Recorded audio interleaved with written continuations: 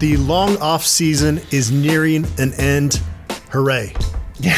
Oh, my God. Adam Munsterteiger, the publisher of BuffStampede.com, joined by William Gardner, a man that you should respect, even though he wants to punch the leader of the Ducks in the bill. Yeah, Dan Lanning, look at this face. See it? If you see it, walk the other way, pal. I think I'm just going to lead off every time, and we'll get the Dan Lanning stuff out of the way, and then we can get down to business with the Buffs. I'm not a dentist, but I'm good at dental work if you follow me.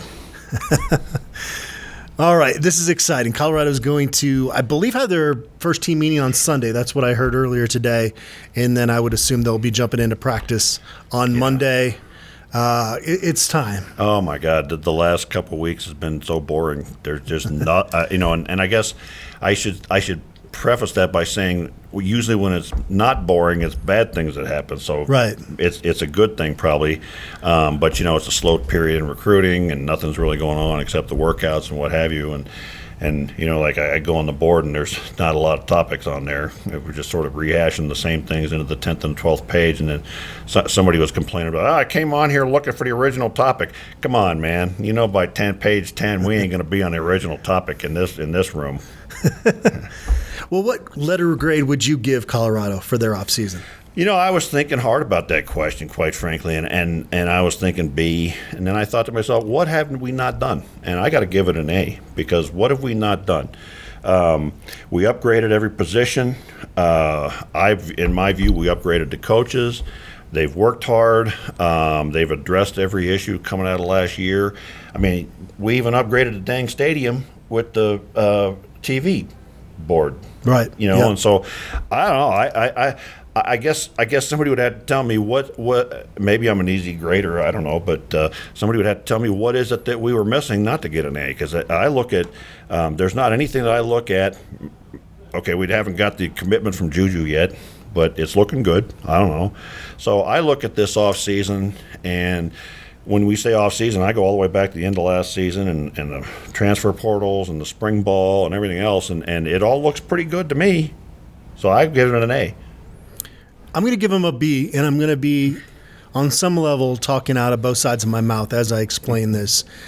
First off, the fact that they continue to improve this roster every transfer cycle, and so now that's two more transfer cycles since that 2023 season ended, kind of almost leads me towards an A here. The B, okay, why do I have them at B? I like the potential of this offense under Pat Shurmur. I like the fact that he and Shedeur Sanders are on the same page. I like Robert Livingston and who his mentors have been on the defensive side of the ball during his football career. But this is the first time for a full season both of those guys are going to be calling an offense and a defense at the college level. Yeah. So there's just some uncertainty with that.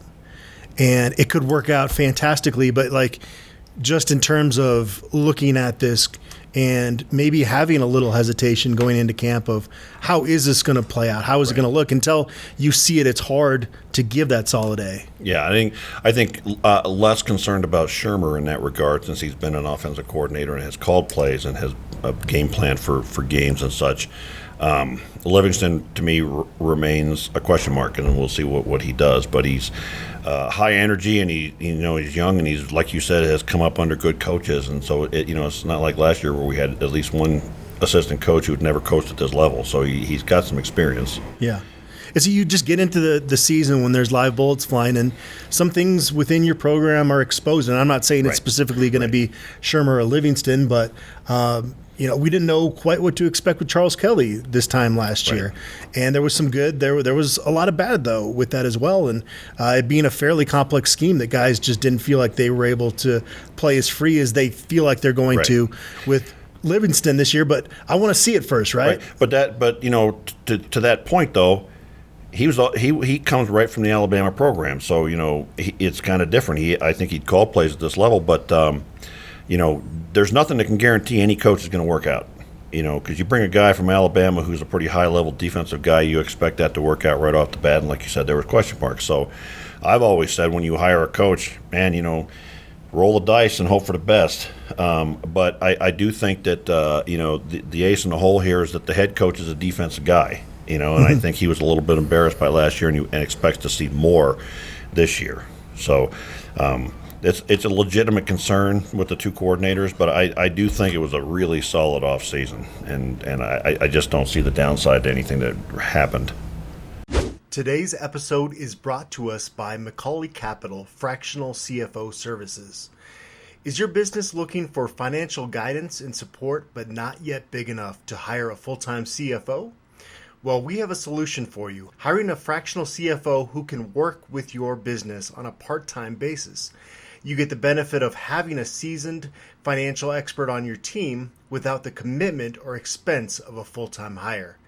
And here's the best part. It's likely that a partnership with Macaulay Capital will be a win-win situation, meaning that your business will make more money from the guidance of a fractional CFO than the total cost of partnering with us. For more information or to set up a meeting, please visit MacaulayCapital.com. That's MCCAULEY Capital.com. This was a topic idea that you suggested. I liked it a lot.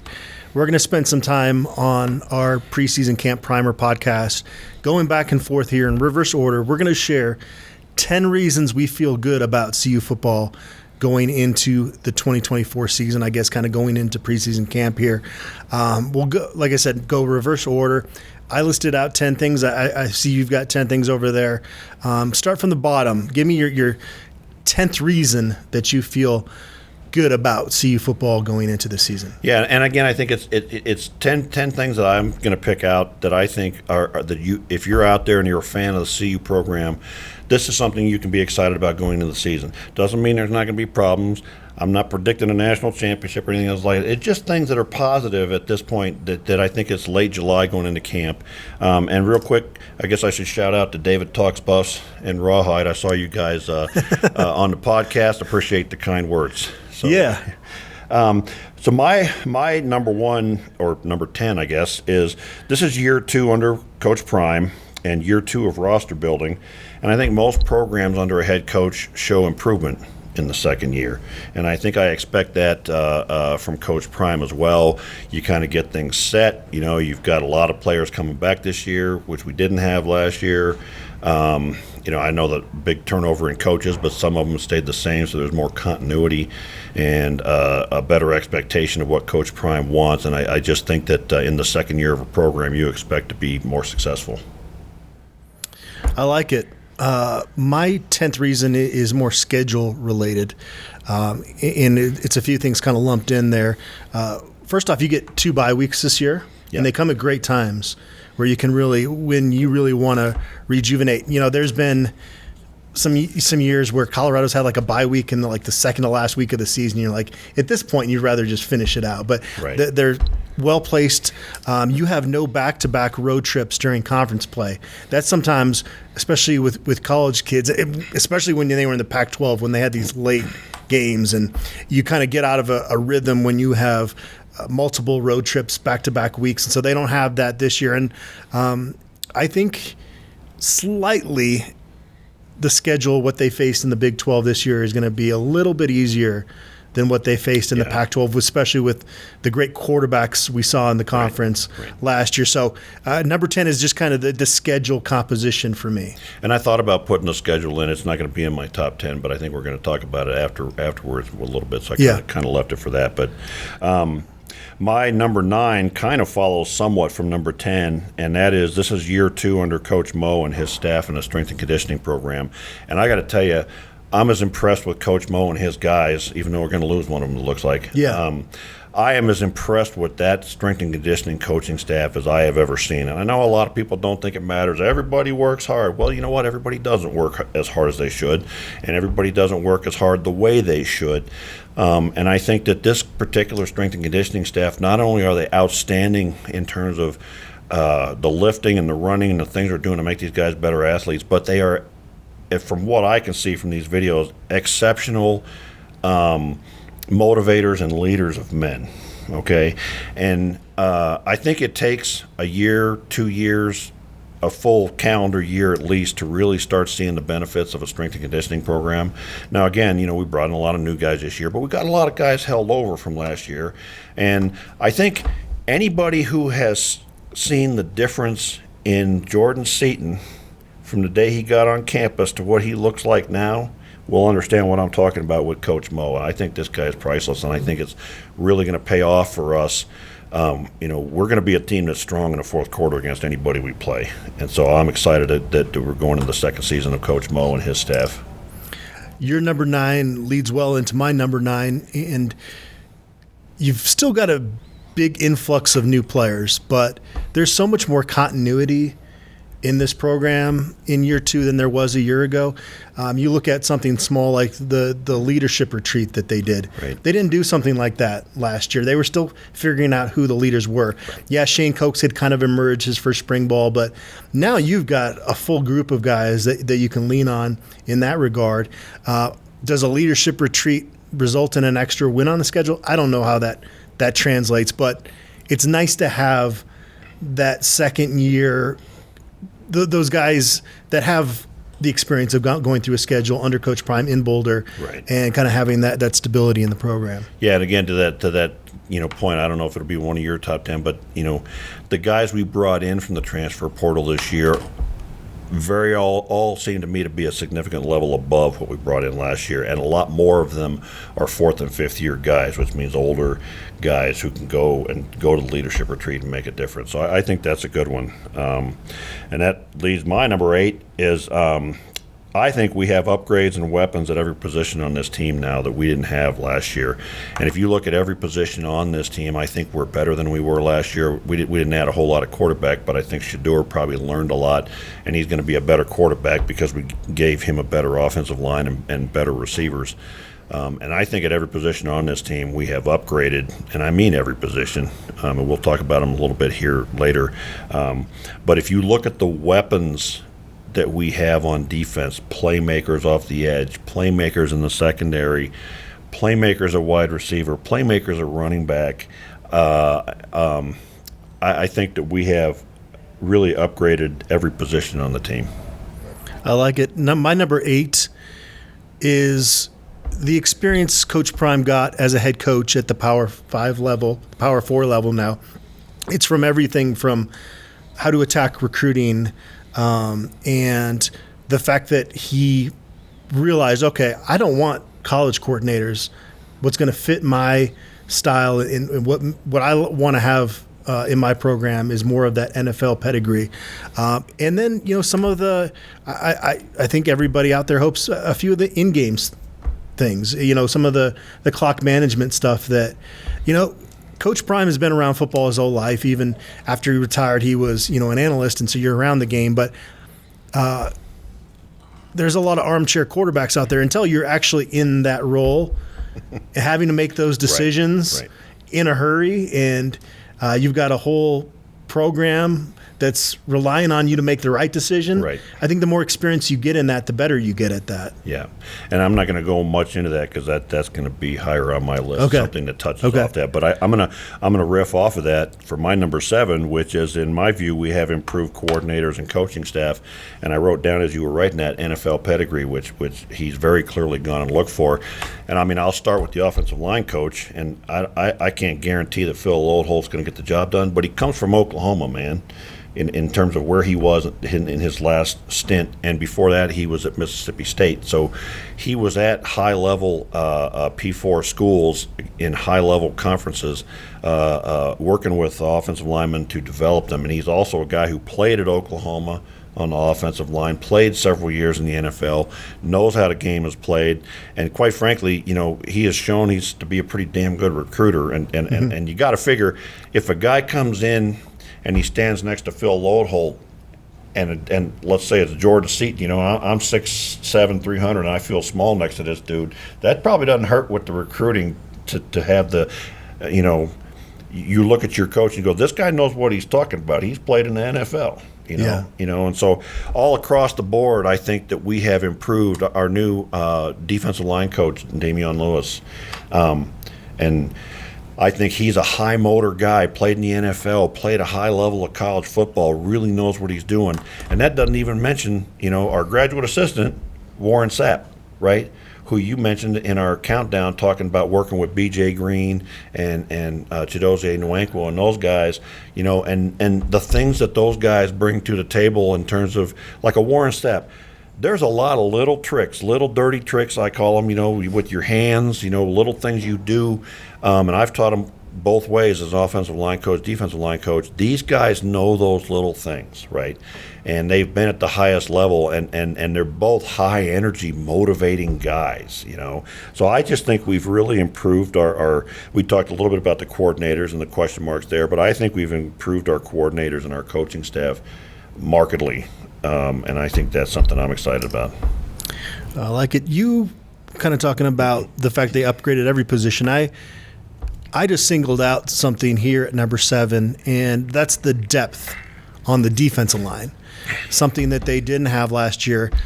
You bring back Shane Cokes and Amari McNeil, who were your top 2 defensive tackles last year, and you've added a lot of depth to that group. And I think you look at that group, all those guys are probably going to be a part of the rotation. You feel there's a lot of years you look at it and go, well, that's kind of dead weight, or that's maybe a year or 2 down the road. It seems like all those defensive tackles are going to be part of the rotation right now if they're healthy. Yeah, and last year going into the season, there was some talk on the board about we're not going to be big enough on the defensive line. Not this year, boy, because we've got some beef, and there's a lot of 300-pounders plus. The biggest, obviously, being Anquan Barnes, but there's a lot of big guys that have played some good ball at high levels. So I'm excited about that D-line. Yep. And then that brings me to number 6, which is attitude and chemistry. And I think we brought in a different, more competitive, more kind of in-your-face attitude this year. And again, it goes back to the kind of guys we brought in versus last year with some of these older guys who have had success at this level.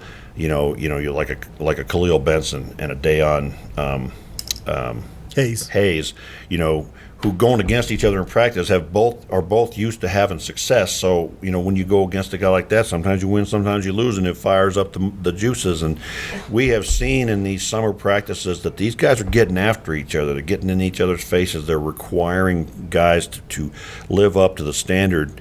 And it's also very clear to me, and I'm not there, I'm not in the middle of it, but it seems very clear to me that these guys have a much closer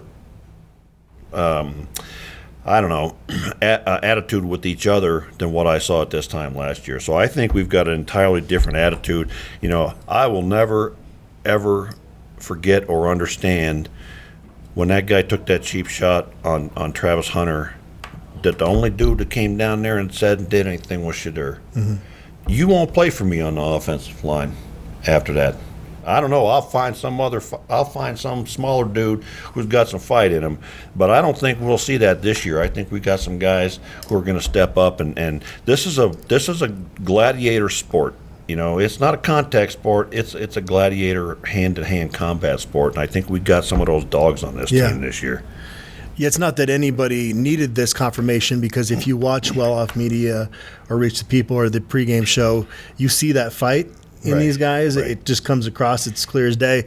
But at Big 12 Media Days, I actually asked Shadur a question about the O-line and the changed attitude, and Shiloh jumped in, so he was sitting right next to him, and said, those guys are trying to start a fight every day, to your point. And he smiled. It made him happy as a defensive player that he gets challenged that way.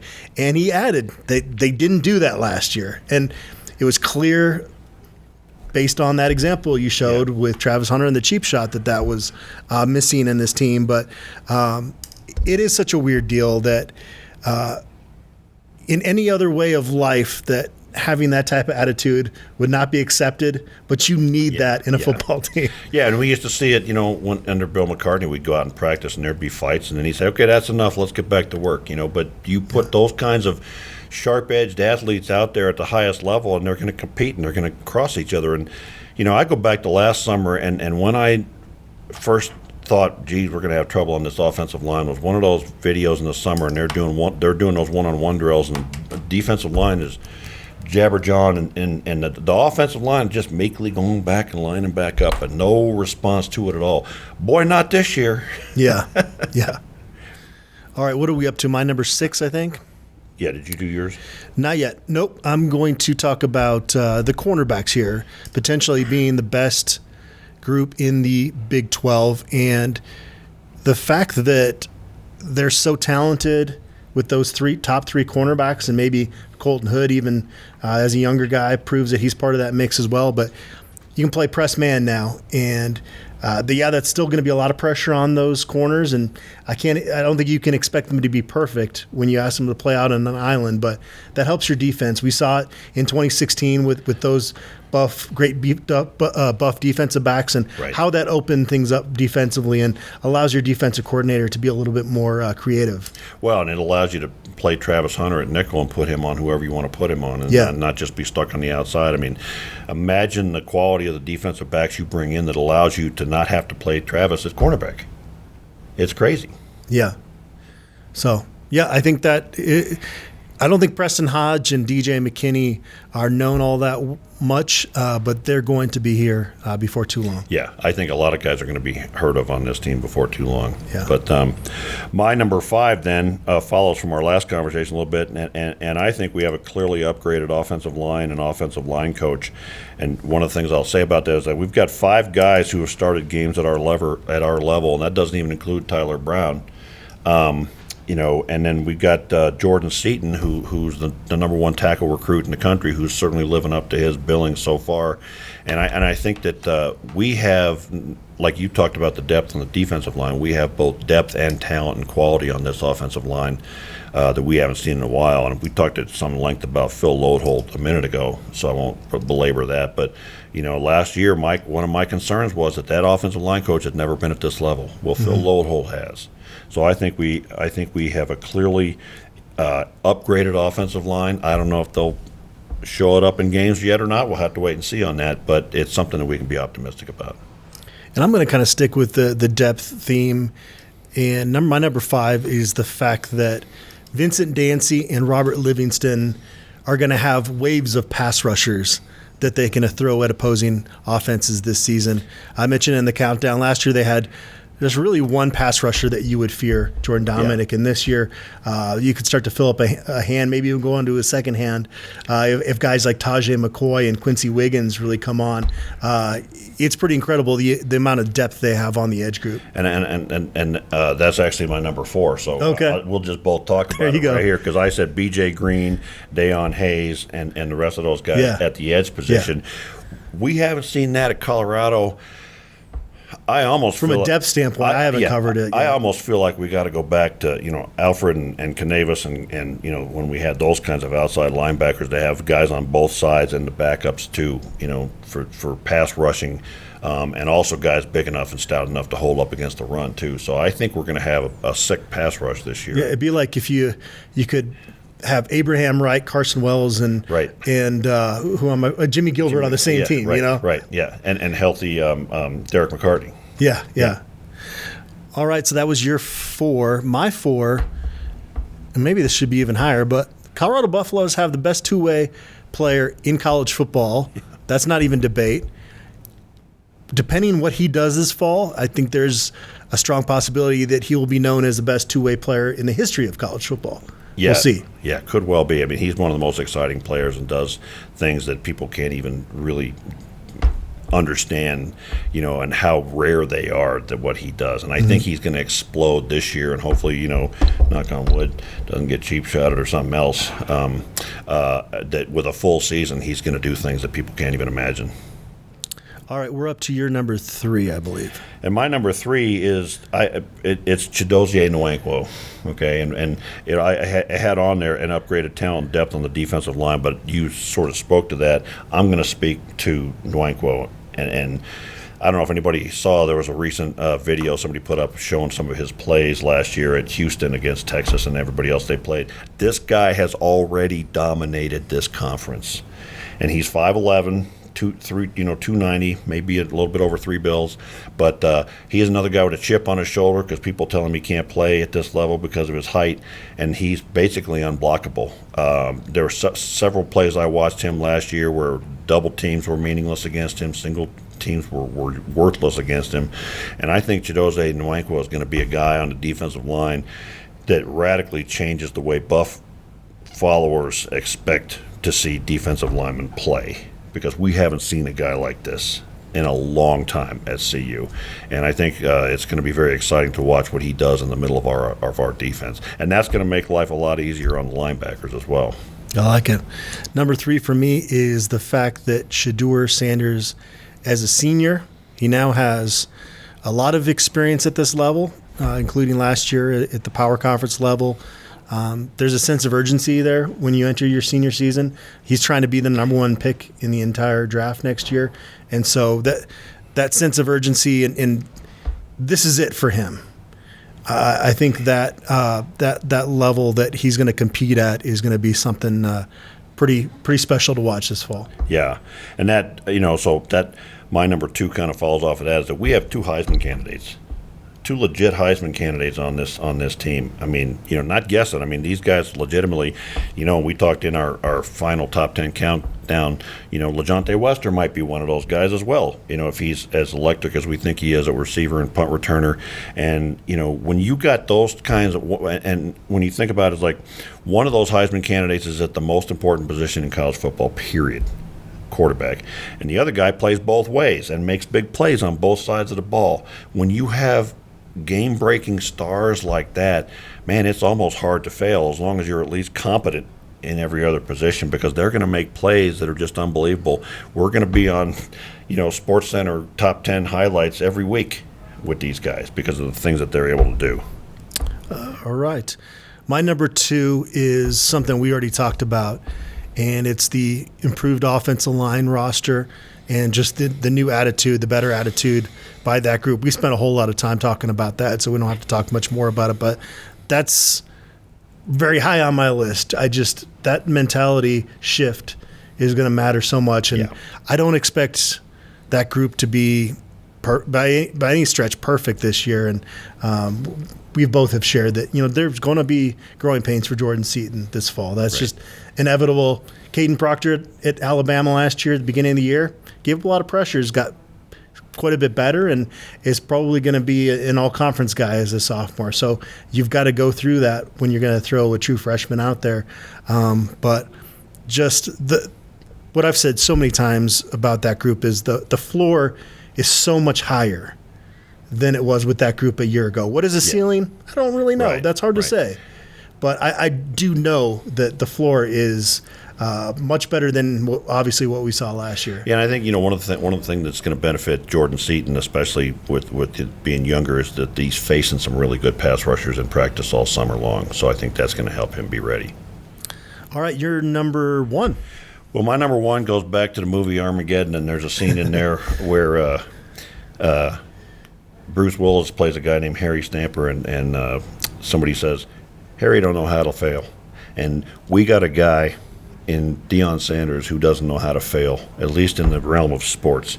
This guy, he's a relentless worker. He's smart. He learns from his mistakes. He's got the humility to ask other people, to go talk, to other great coaches and learn what they know. And I think he is a guy who figures things out and makes things better. And I think that a guy like Deion Sanders is going to excel so much at this job. And I think he's going to put a whole new standard on what it means to be a head coach. And I think any team with Deion Sanders as a head coach has got the real possibility of doing big things. And so that's the most exciting thing to me, is that he's still here and he's still doing what he does.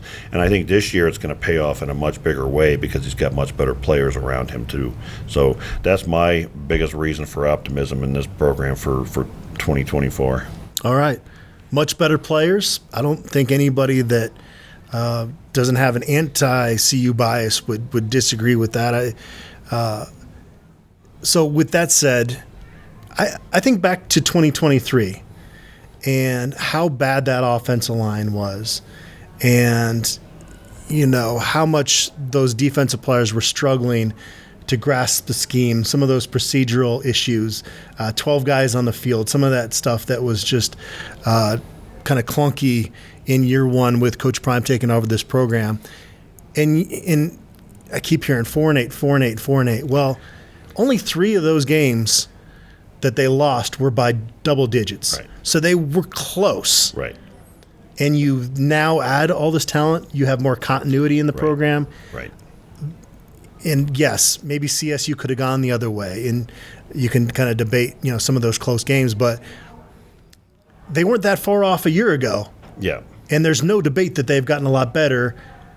I would say at almost every position. You say every position. I still want to see running back and tight end and see those positions perform for me to get all on board with every position being better. But it's not like 2022 to 2023 where you're going from being the last place team in the FBS ranks and scoring margin, 125th nationally. Yeah. You're close. You're just kind of outside there. And I got to throw out there, too, that we win that USC game with a healthy Travis Hunter, in my view. I think maybe we win Stanford game if he had another week to get ready, But that cheap shot that took him out of the middle of our season really hurt us. And like you said, we were still in those games, even with no offensive line. We came down to the wire in almost every one of those games. And this year we've got the talent to get past that mark and win those games. Yeah. So that's why I'm super optimistic is that, to me, this should have been a 6-6 team last year. Yeah. Like you said, the Stanford game, right. The USC game. There's a lot of games you can point to that were pretty close. Even the Arizona game. They outplayed Arizona for most of that football game. So you were that close, and now you've gotten this much better. I've said this before as well. You pick up a Phil Steele and you see they're projected to go 5-7 this year. That's idiotic. We've seen 5-7 football. Right. This is not a 5-7 football team. No, people just don't understand the level of talent that they brought into this team, and I think that they're going to click and connect. And so I think 8 wins, 9 wins is really the floor of what you should be looking at as realistic in this team. That was a fun exercise. Who are some underrated players you have going into camp? I had a list. I think we did our top 40. I think Chidozie Nwankwo, just in terms of how good I think he's going to be. I think a lot of people understand that he's going to be solid, but I don't think people really understand how good he's going to be. I think Shane Cokes is another one who gets a bad rap for last year when he was actually quite effective as a defensive tackle. I don't think people really understand that for the most part you don't expect defensive tackles to get stats and tackles and whatever. They're tying up blockers so that other people can get that job done. I think the single most underrated guy might be Tajay McCoy on this team. Okay. And I think you mentioned recently talking to Coach Prime, mentioned him as well. And I think he's a guy that just keeps coming up in conversation. I think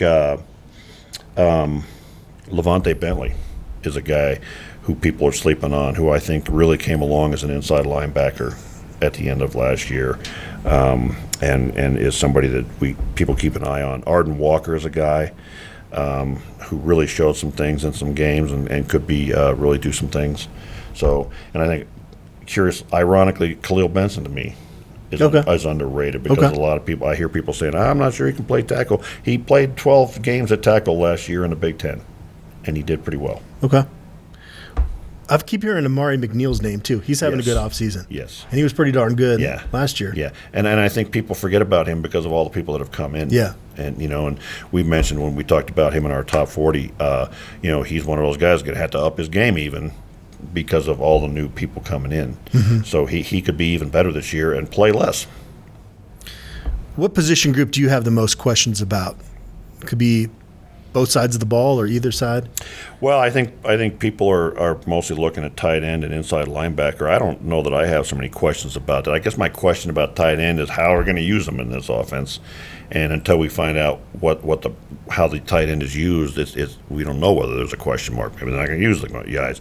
But I think that's a question mark. I think inside linebacker, who those starters are going to be. But I do think that we got some guys at inside linebacker that are different kinds of players who fill different roles. And so I feel pretty good about some of those guys and what we're going to do with them.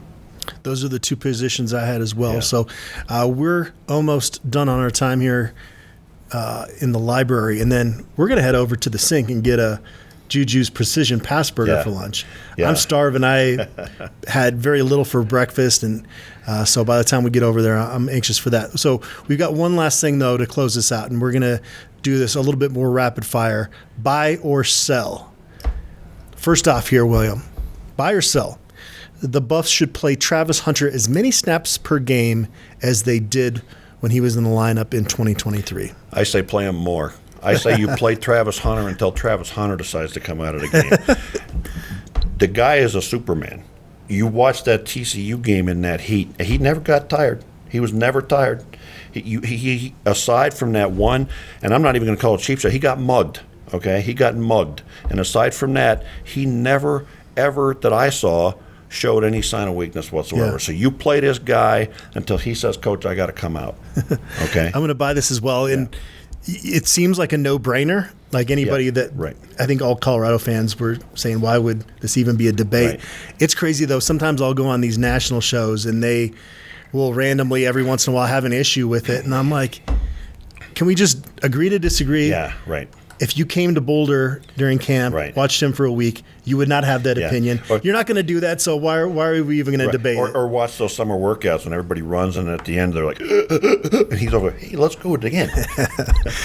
All right. Buy or sell, Sam Hart will provide what the Buffs need out of the tight end position in 2024. Absolutely. I think he's got everything that a tight end needs. Again, I don't know what the tight end is going to be in this offense, but Sam Hart certainly provides that. Injuries aside, I think he's got more to bring to the game than Michael Harrison had last year, and he did fine. So I think Sam Hart is a guy who will certainly handle that tight end position for us. Yeah.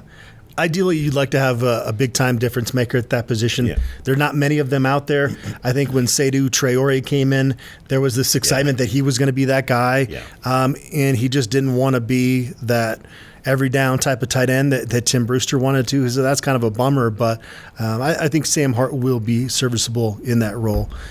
Buy or sell, Colorado fans should be nervous about North Dakota State in Week 1. Get out of here with that talk. Look, you should be a certain level of nervous about every single game because, North Dakota State's not, Cherry Creek High School, but they're a good program, well coached, but they just don't have the level of talent. Like we were talking earlier, I don't think they got the defensive backs to cover these receivers. I don't think they got the linemen to handle the defensive linemen we got. So if we're ready, we should beat them handily by 2 or 3 touchdowns. I think we need to be ready and not take them lightly, but I'm not worried about it. Yeah, the one positive you'd say about having an FCS program that has the pedigree that they do is that you're not going to go sleepwalking into that game. Right. And, if you have the right mentality, I agree with you. I would sell this. You got to be able to take care of business there. Yeah. Buy or sell, the Big 12 will be as challenging as the Pac-12 was in 2023. Not even close. I don't think it's even close. I think the Pac-12 last year was a baton death march kind of a thing. I think there's a lot of good teams and a lot of good players and really great quarterbacks, and I don't think this conference is at all like that conference was last year. Mm-hmm.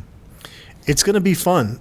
There's going to be a lot of competitive games this year. Yeah. I've said this before that I've never seen a Colorado schedule with as many coin flip type games on it as this year's. Right. There's no Oregon on this. Or USC. Yeah, right. Yeah. All right, buy or sell, Levanta Bentley will lead the Buffaloes in tackles this fall. That's a harder one because you just don't know. I tend to think it's going to be Hill Green. Green. Yeah. The big kid from Charlotte at linebacker, but who knows? It's like somebody gets hot. I tend to think we're going to spread those tackles out a lot more. It's not going to be like Nate Landman type of thing where one guy gets most of the tackles. I think we're going to spread them out a lot, and it might end up being several guys separated by 2 or 3 tackles. So I'm going to sell on that because I'm not sure he's going to be the one that ends up on top. But I think I'm not dogging on Levante because I think he's a good linebacker. Yeah. I'm going to actually buy that. I think Bentley leads the team in tackles this year. We'll see. But, Hill Green is going to be that's going to be a fun position battle. And I would imagine those 3 guys, if you throw Trevor Woods in there, especially with Hill Green, he can play both Mike and Will. Yeah. I think those 3 guys will be able to rotate this year. And especially against a more run-heavy conference, those 2 guys are going to be really strong against the run. Mm-hmm. Buy or sell, the Buffs will have 4 first-round draft picks next April, like Coach Prime suggested they will at Big 12 Media Days. I think that depends on how the season goes. I think if we have 4 first-round draft picks, we're going to be in the playoffs or we're going to be close to it. I think we would have to have that kind of a season for guys to show up. When I look at the roster right now, obviously Shedeur and Travis are the top 2. B.J. Green maybe could play his way into that role. Will Shepard maybe could play his way into that role. LeJounte Wester could possibly play his way into that role. Beyond that, I'm not sure who the others would be. Yeah, I'm going to sell that. I think the Buffs will have plenty of guys drafted next April, but not four guys in the first round. Right. Buy or sell, Coach Prime will be the leader of the herd in 2025. Absolutely. And I don't have insight. I haven't talked to the man and had a beer with him, but he loves it here, man. And it's apparent. And he's not a guy who he's not a politician. He doesn't wear a false face. He seems to love everything about this place and about this program. And I think he's here to prove that he can build this into a national championship program. And I'm very sure he's going to be here.